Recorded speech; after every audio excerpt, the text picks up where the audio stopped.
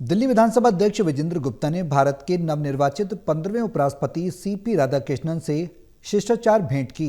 इस दौरान उन्होंने उपराष्ट्रपति को शुभकामनाएं दी और विधानसभा की कई अहम पहलुओं की जानकारी साझा की।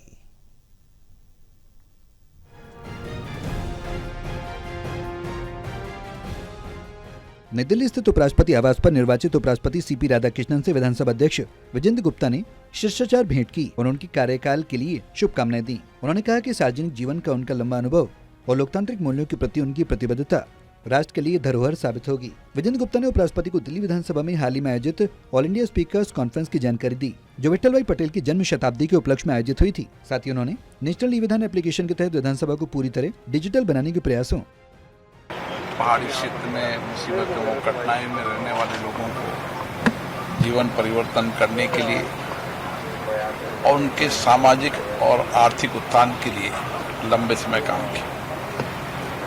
माननीय गृह मंत्री के रूप में भी उनका कार्य निश्चित रूप से देश को सुरक्षित, मजबूत और कठिन परिस्थितियों के अंदर भारत को सक्षम बनाने में रहा।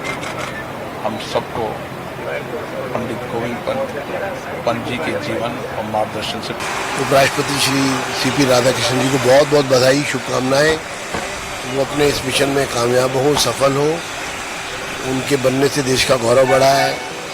दक्षिण भारत से वो आते हैं और दिल्ली की धरती पर उनका उपराष्ट्रपति चुने जाना ये हम सब के लिए गर्व और गौरव की बात है।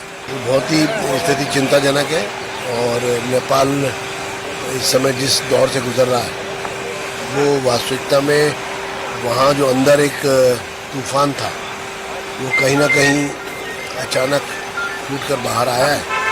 इसके क्या कारण है, इसकी गहराई में जाने की आवश्यकता है और इस स्थिति को जल्द से जल्द संभालने की जरूरत है।